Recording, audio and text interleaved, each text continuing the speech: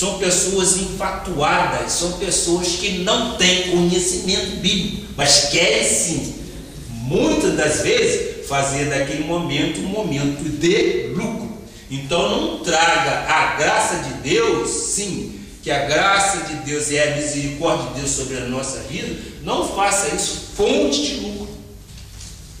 Há sem dúvida, conforme diz a palavra, outras vozes que nós conhecemos como sendo os porradores frívolos. São aqueles que falam, mas não conseguem transmitir nada.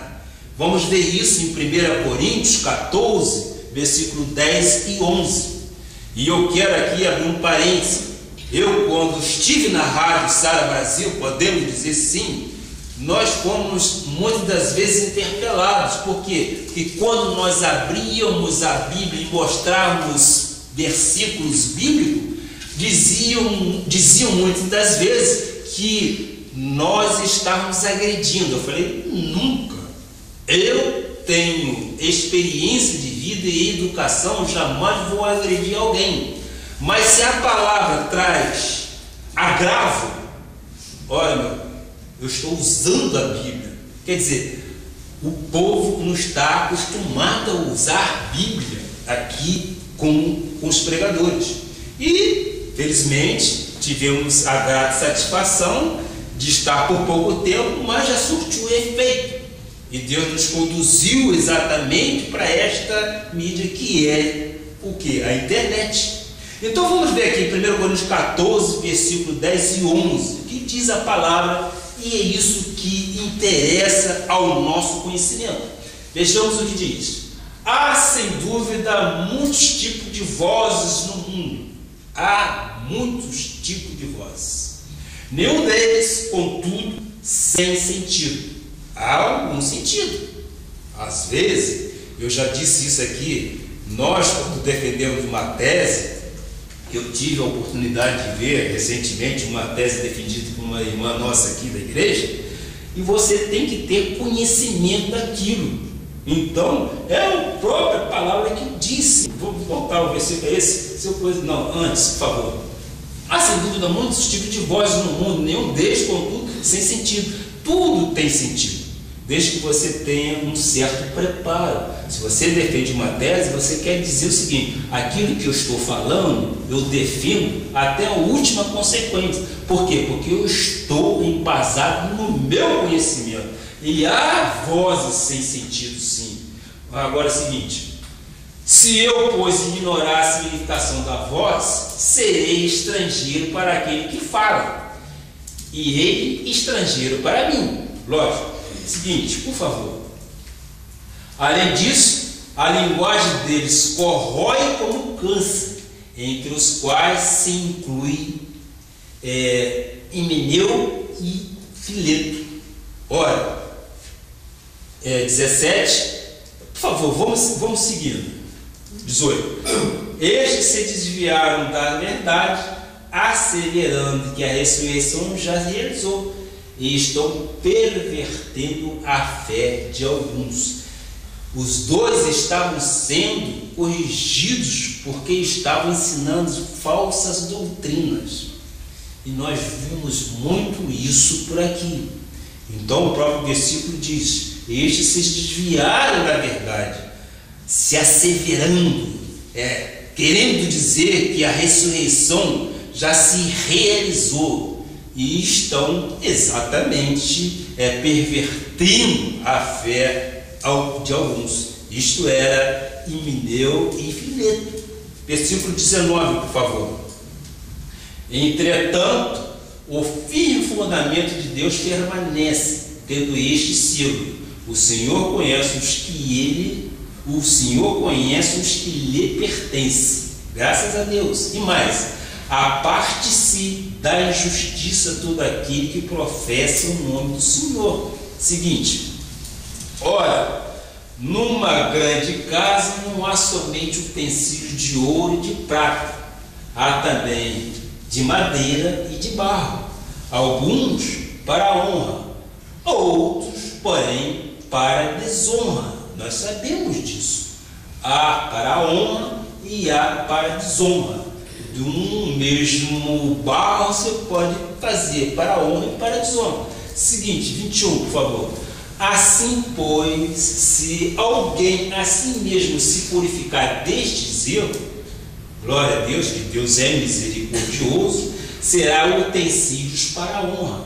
Ou seja, aquele que admitir que está errado e confessar o nosso Senhor Jesus Cristo e partir para o acerto, ou seja, corrigir o erro, este será purificado, será utensílio para a honra, santificado e útil ao seu possuidor, que é o nosso caso, o nosso Jesus Cristo, que é o que nos possui, estando preparado para toda boa obra.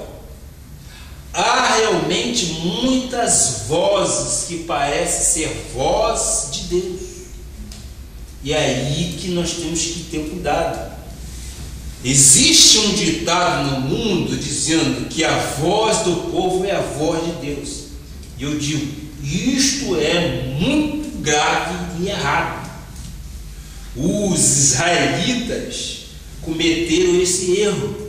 Eles tinham um governo distinto dos outros povos, eram governados por homens.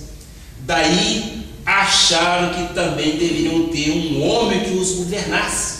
Enfim, preferiam a direção de um homem à direção de Deus. A voz do povo de Israel foi contrária à voz de Deus. Por isso que aquele ditado, nós somos contrários. A Bíblia relata esta história e vamos ver exatamente de que forma Samuel nos explica isso. 1 Samuel 8, versículo 1, de 3 a 5. Ele nos dá o entendimento desta palavra. 1 Samuel 8, de 1, isso. Tendo Samuel envelhecido, lógico, todos nós passamos, constituiu seus filhos por juízes sobre Israel. Versículo seguinte. Porém, seus filhos não andaram pelos caminhos dele, antes se inclinaram à avareza e aceitaram subornos e perverteram o direito. 4. Então, os anciãos daquela terra, todos de Israel, se congregaram, se reuniram e vieram a Samuel a Ramá. Seguinte, eles disseram: vê, já estás velho e teus filhos não andam pelos teus caminhos. Constitui-nos, pois, agora um rei sobre nós. Eles queriam um rei humano e Deus queria um rei que fosse indicado por ele, nosso Senhor Jesus Cristo, para que nos governe como o tem todas as nações. Ora, nós sabemos que todas as nações têm um homem que governa, tem um homem que dá direção. Toda pessoa neste recado aí que rejeita a palavra, a voz e a direção de Deus, está contra o próprio Deus. Está contra o próprio Deus. No versículo 7, o que temos aí? No versículo 7, disse o Senhor a Samuel: atende à voz do povo em tudo quanto te diz, pois não te rejeitou a ti, mas a mim, para eu não reinar sobre ele. Eu vou repetir, por favor. Disse o Senhor a Samuel: atende à voz do povo em tudo quanto te diz, pois não te rejeitou a ti, mas a mim, para eu não reinar sobre ele. Isso já é um recado. Seguinte, por favor. Ele disse: este será o direito do rei que houver de reinar sobre vós. Ele tomará os vossos filhos e os empregará no serviço dos seus carros e como seus cavaleiros, para que corram adiante dele. Ora, enquanto Deus dá, o mundo tira. Está explicado isso aí. Toda pessoa que rejeita o governo de Deus para sujeitar-se ao homem está sujeito a perder tudo. Mesmo depois da advertência que fez Samuel ao israelita, eles não deram ouvido à voz de Deus através do profeta Samuel e rejeitaram o governo de Deus, pedindo para si um rei. O que o povo queria é que fosse governado por um ser humano. Veja o versículo 19. Porém, o povo não atendeu à voz de Samuel e disse: não, mas teremos um rei sobre nós. Versículo 20, por favor. Para que sejamos também como todas as nações. Lógico, todos tinham um governo. Este governo era humano.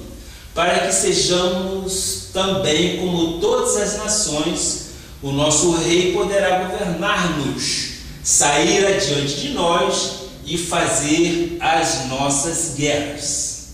Aqui, o que nós podemos ver é que Saul foi constituído rei sobre Israel. Saul foi um rei, governou algum tempo, mas governou o povo de uma forma nécia, rejeitou a palavra do nosso Senhor Jesus Cristo, e por isso Deus o removeu do trono e buscou um homem que lhe agradasse. Aqui começa o profeta Samuel a admoestar Saul pelo proceder de forma ignorante, neciamente. Ele ignorava aquilo que Deus, através do profeta Samuel, estava dizendo, e ele foi retirado do trono. Veja 1 Samuel 13 e 14. Então, disse Samuel a Saul, aí começa umas questões serem estabelecidas lá em Israel através deste reinado. Procedeste neciamente, ignorante, em não guardar o mandamento que o Senhor teu Deus te ordenou, pois teria agora o Senhor confirmado o teu reino sobre Israel para sempre. Nós vimos que o Saul, quando governou, ele governou, mas teve dificuldades. Teve, por quê? Porque ele não foi obediente ao nosso Senhor Jesus Cristo. E o nosso Senhor Jesus Cristo tirou dele a possibilidade dele continuar como rei de Israel. Versículo 14, por favor. Já agora não subsistirá o teu reino, já não mais existirá o teu reino. O Senhor buscou para si um homem que lhe agrada e já lhe ordenou que seja príncipe sobre o seu povo, porquanto não guardaste o que o Senhor te ordenou. Aí começa exatamente uma posição divina sobre o governo. Se você não é obediente, você não pode governar. Você tem que ser obediente aos princípios de Deus. Se você não for obediente, você não pode ser um pastor. Se você não for obediente, você não pode usar um púlpito. Você tem que ser temente a Deus, tem que atendê-lo reverencialmente, para que o seu governo, ou seja, a sua administração, seja respaldada por Deus. Por ter negligenciado o Senhor teu Deus, Saul perdeu o trono para um pastor de ovelhas que foi fiel a seu pai. E o seu Deus o colocou como rei de Israel, sendo ele vencedor de grandes batalhas. Nós vimos que o rei Davi, ele tomou e chamou para si uma postura. Por quê? Porque ele não só acreditava no homem natural, ele acreditava que Deus era com ele e ele foi um grande vencedor. Ele, quando lutou com o urso, ele, quando abateu, ele abateu na força de nosso Senhor Jesus Cristo. Quando ele foi à luta com o grande Golias, ele não foi no homem natural, ele foi no homem espiritual.